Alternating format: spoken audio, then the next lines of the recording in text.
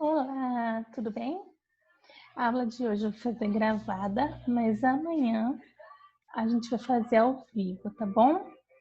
Faço gravada porque às vezes não dá tempo para fazer a conversão entre uma reunião e outra, então essa tem que ser gravada porque a aula anterior de vocês é ao vivo, então não tem tempo para isso acontecer. Nós vamos começar a aula de hoje, então, essa segunda-feira, com uma correção da atividade que foi passada na sexta-feira, tá? Eu vou compartilhar a tela com vocês. Vamos lá. É a página 309 da apostila, certo? Então, vamos lá.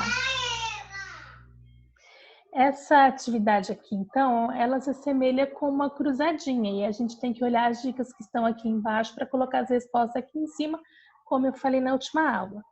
Então, vamos lá. A primeira dica é um dos principais grupos de algas. Qual? Tem vários grupos, né? De todos os grupos que tem, qual que cabe nesse período aqui, né? A palavra que cabe aqui, deixa eu ver se eu consigo escrever, que eu acho que eu nem lembro mais como faz isso. É parda, né? Ó, vamos ver aqui. Texto. Vamos lá. P. Ixi, tem que ser um por um, gente. P. A segunda aqui. A.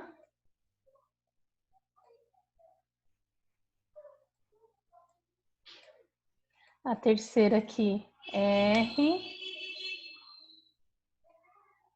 O I que tem que ser de um em um. Acho que é melhor eu falar para vocês aqui, colocando a resposta aqui, né? Par. A próxima aqui é D. Vamos fazer só nessa daqui. As próximas a gente... E aqui, por fim, A.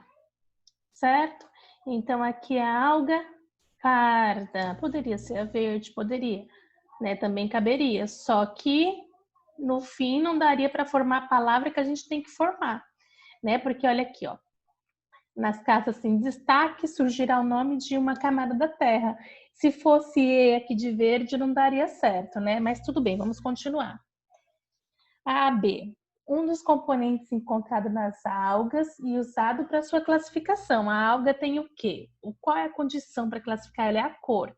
Essa cor está onde? No pigmento. Então, a palavra que a gente vai colocar aqui é pigmento. Ó. P-I-G-M-E-N-T-O. Eu vou colocar só o T aqui para depois a gente saber qual é a palavra. Tudo bem, gente? Vocês coloquem pigmento aí direitinho, porque senão se eu for colocar aqui eu vou demorar muito e essa aula vai ser só para correção desse exercício. A C. Processo que apenas algumas algas conseguem realizar por possuírem flagelo. Flagelo é o quê? Aquele rabinho, né? Então, as algas que têm o rabinho, elas conseguem fazer o quê? A locomoção. Então, elas conseguem se locomover. Então, vamos ver a palavra aqui, ó. Locomoção. Certinho. Aqui a palavra, a letrinha M. Vamos lá. Letrinha M. Certo? Na D, a classificação dada aos seres heterótrofos do plâncton. O plâncton, ele é formado por vários seres, né? Os bêntons, enfim. E dependendo da forma como eles se alimentam, eles são classificados também, né? Eles podem ser chamados de zooplâncton ou fitoplâncton. Os que fazem a fotossíntese, eles são chamados de fitoplâncton. Os que não fazem fotossíntese, que são os heterótrofos, são chamados de zooplâncton. Então, aqui, ó, é ZO, outro O aqui, que é zoo, né? Zoo, P-L-A-N-C. Plankton, plâncton, zooplâncton. A letrinha que vem aqui é a letrinha O, certo? No caso aqui da E agora. Opa! Aí, deixa eu abaixar aqui um pouquinho. Opa! Tá difícil, hein, gente? Professora aqui um pouquinho lerdinha. Ah, eu vou na apostila. Qual é a dica? Vamos lá. Agora é a E. Uma das substâncias contidas nas algas, resultado da fotossíntese. Então, o que é aquela que vem do processo de fotossíntese? Vamos lá. Ó. Glicose. Então, aqui é o S, glicose. F. Processo por meio do qual as algas produzem seu alimento. Como que é o nome do processo, gente? Se elas são autótrofas? Fotossíntese. Então, aqui a letra F. Vamos ver se é fotossíntese. Cabe mesmo, ó. F-O-T-O-S-S-I-N-T-E-S-E.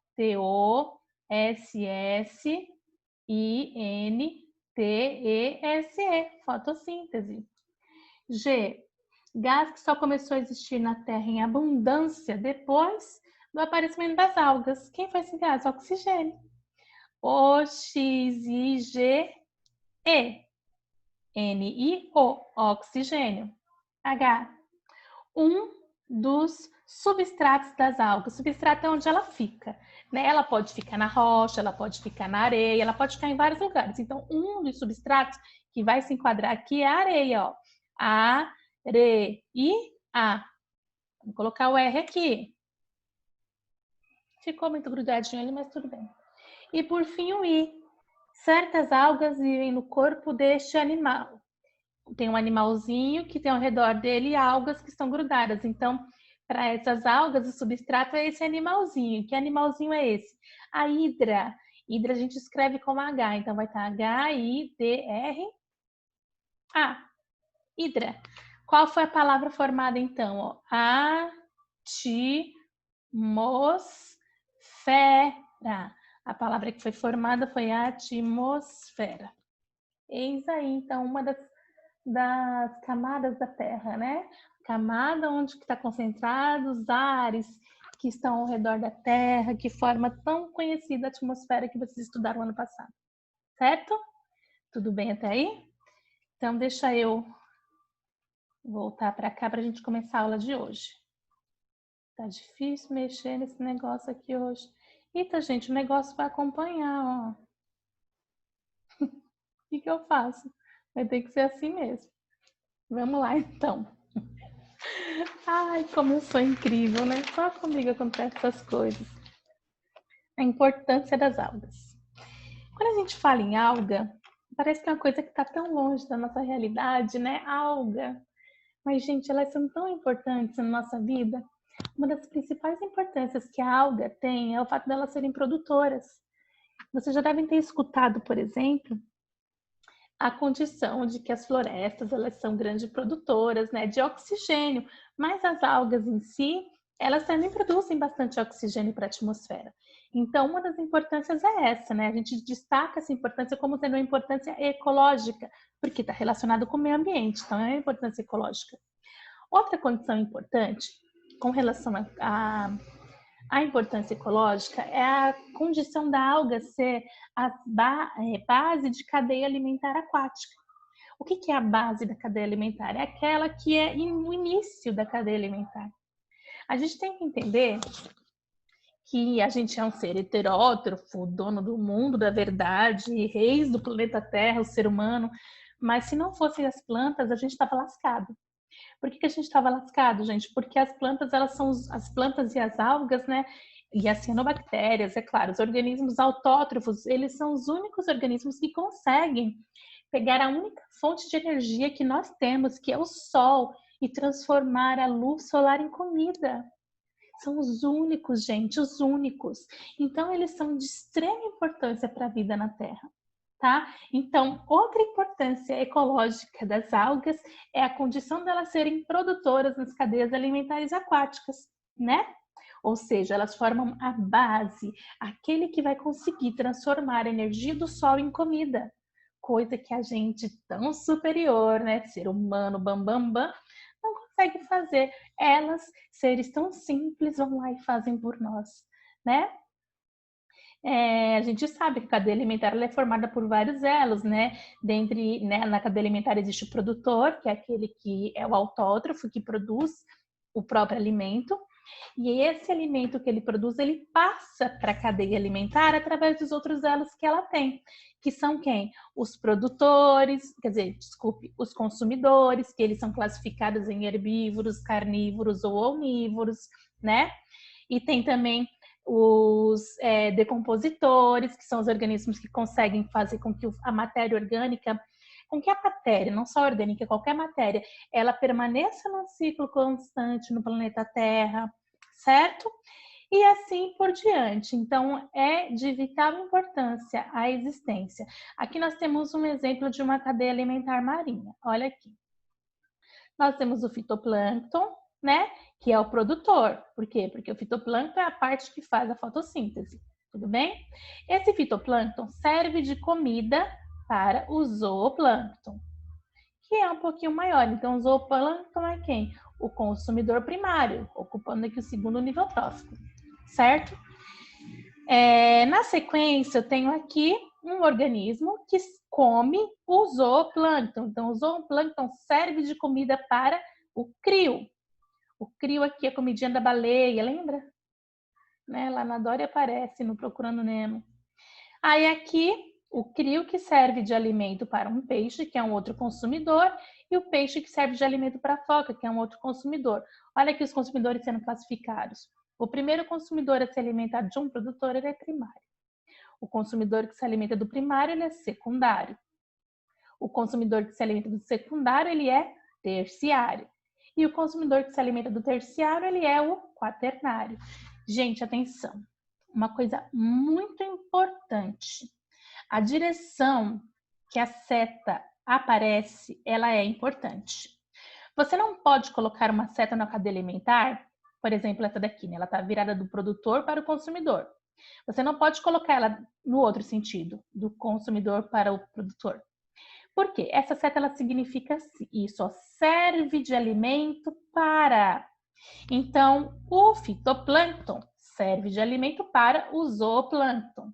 O zooplâncton serve de alimento para o consumidor primário, que no caso aqui é o secundário, perdão, que aqui é o crio. O consumidor secundário crio serve de alimento para o peixinho, que é o consumidor terciário, e assim por diante. Se eu colocar a seta no outro sentido, eu vou dizer que, por exemplo, aqui, né? Se eu colocar essa seta virada para cá, eu vou dizer que o crio é comida do zooplâncton. Isso é uma mentira. Então, a forma como a setinha está na cadeia alimentar, ela é importante, tá?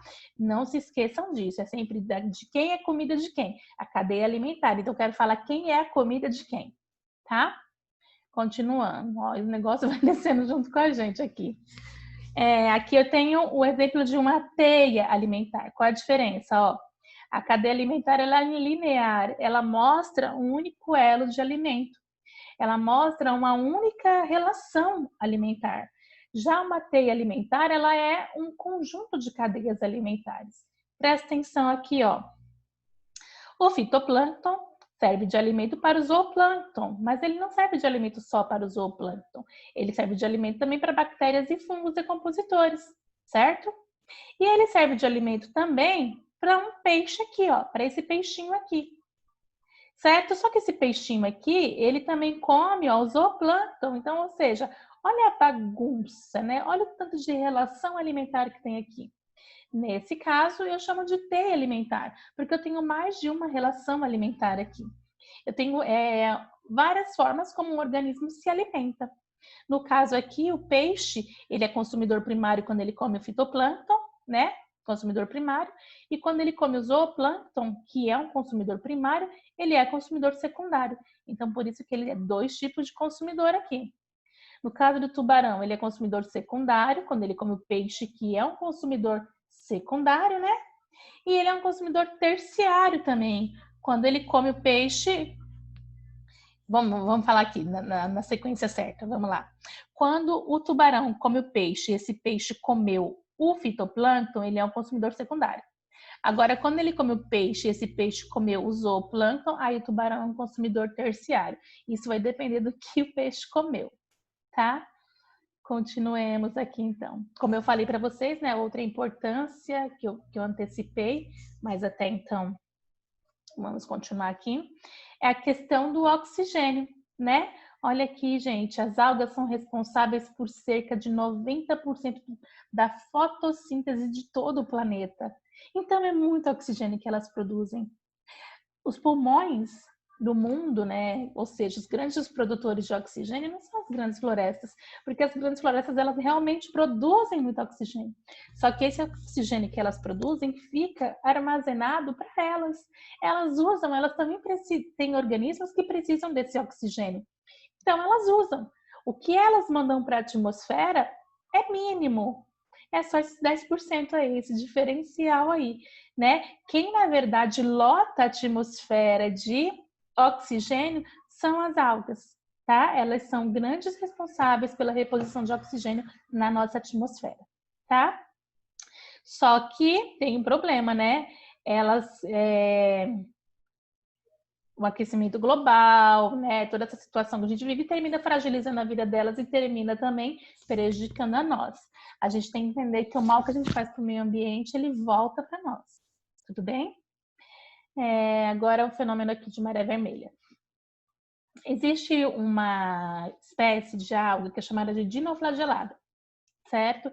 Quando é o excesso, quando ela aumenta de forma exagerada, né, ela produz toxinas. Na verdade, ela produz toxinas de qualquer forma. Mas quando tem um aumento exagerado, essas toxinas elas ficam mais presentes, porque vai ter mais alga produzindo mais toxina. Se eu tenho uma alga produzindo toxina, eu tenho uma quantidade. Se eu tenho 1000 algas, eu tenho uma quantidade muito maior. Para essas algas aumentarem, ocorre um fenômeno chamado de eutrofização. O que é isso? Esgotos, lixos são jogados no rio, no lago, no mar. E esses elementos, eles deixam ali comida pra caramba, gente. Né? E o que vai acontecer? Vai terminar ocasionando a morte dessas algas. E essa morte dessas algas vai ter comida para um grupo de protozoários, né? Aí esses protozoários também vão liberar toxinas no meio, que vão terminar trazendo prejuízo para a população local, como é o caso aqui, ó, né? Aqui, os peixes morrendo, né? Que é a região da maré vermelha em si, tá? Os peixes mortos por conta das toxinas e, claro, quando a gente termina se alimentando de algum peixe também que tem excesso de toxina, a gente termina também sendo prejudicado, tá bom? Essas algas, então, elas liberam também, agora falando das algas em si, elas liberam, eu falei dos dinoflagelados, que eram protozoários, mas existem também as algas que liberam substâncias tóxicas também que causam essa morte também de organismos aquáticos, tá? Aqui, outra importância agora que eu vou citar para vocês é a importância econômica, tá? Ou seja, como que a alga pode ajudar na questão de conseguir dinheiro. Ela está presente, né? O estudo das algas em si está presente na indústria farmacêutica, na de cosmético, na alimentar, certo? Em várias situações, na produção de tintas, na produção de comida, né? E também no auxílio de pesquisas médicas, como por exemplo aqui, eu até citei para vocês na aula anterior, o agar, né? Essa gelatininha que é colocada dentro desse vidrinho, esse vidrinho recebe o nome de placa de Petri. Essa gelatininha aqui, que está aqui dentro, né? Não essas bolinhas, né? A gelatina onde cresceu essas bolinhas.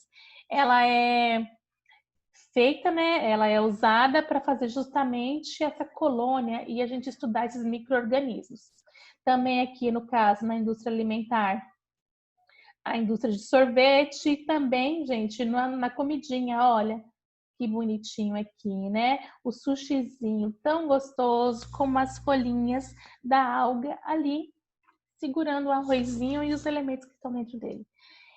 Além de tudo, né, a alga ela é extremamente nutritiva, porque ela tem alguns elementos, alguns sais minerais que fazem muito bem, por exemplo, o iodo, tá? O ferro, cálcio, fósforo, magnésio, que são elementos que precisam estar presentes na nossa alimentação, além de ter vitamina e proteína também, tá? Ah, mas eu não como sushi, tá bom, não tem problema.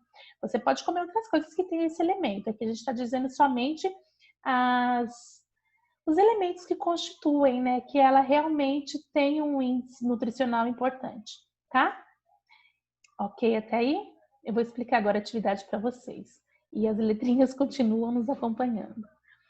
Nesse espaço aqui, vocês vão desenhar uma cadeia alimentar.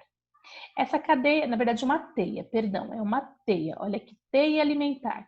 Que ela tem que ter bactérias e fungos, tem que ter algas, peixes que comem algas e peixes que comem peixes comedores de algas. Vocês vão montar, gente, essa cadeia alimentar, igual tá montadinha aqui, ó.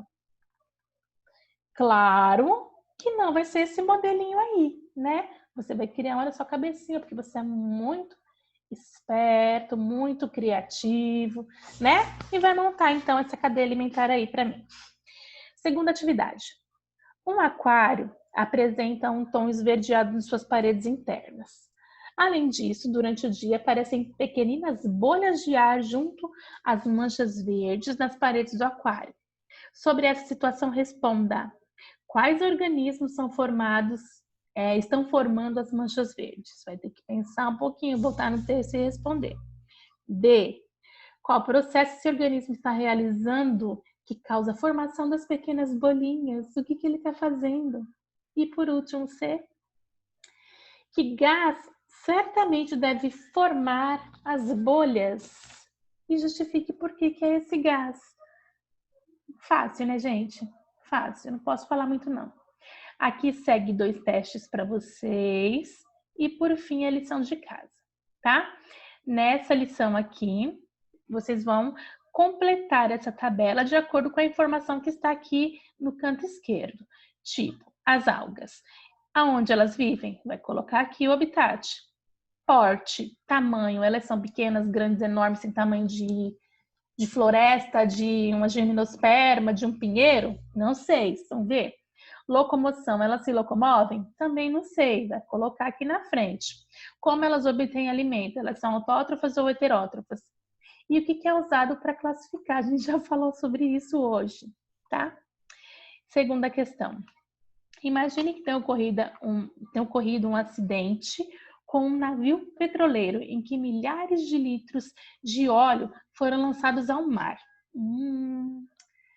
A região do oceano onde ocorreu essa tragédia está próxima à Antártida. E a cadeia alimentar que ali existia era a mesma que aparece na página 310. Vocês vão ter que voltar lá na 310 e analisar, certo? Que é essa que está aqui, ó. Essa daqui. Não vou voltar aí não, porque... Certo? Essa bonitinha aqui, que é uma cadeia simples. Continuemos. O óleo, além de matar algumas espécies diretamente, também formou manchas que cobriam uma área muito extensa. Óleo, vamos pensar aqui, óleo. Quando você joga óleo na água, o que acontece com o óleo? Ele mistura, ele cai, ele sobe, ele fica na superfície, como fica? Ele fica em cima. O petróleo é óleo, não é? Então o petróleo vai ficar em cima formando uma densa nuvem negra, certo? Claro que não é nuvem, né, gente? Mas vai estar lá o óleo em cima da água e vai ficar lá aquela mancha preta ali em cima, certo? Então vamos lá. O que deve ter ocorrido com o fitoplâncton nessa situação? E aí, gente, o que será que aconteceu e por que aconteceu? B. Quais as consequências para a cadeia alimentar em relação ao que aconteceu com o fitoplâncton? Existe alguma consequência? Quais são essas consequências? Existe, tá? Então, vamos pensar. E, por fim, esquematize, com base na cadeia alimentar mencionada no item anterior, uma teia alimentar, em que também apareça um pinguim. Opa, aquela cadeia lá vai ter que ter um pinguim, certo? Vai ter que ter... Deixa eu ver aqui que eu me perdi. Que se alimenta de crustáceos e peixes. Uma orca, uma baleia, que se alimenta de peixe, pinguim, focas.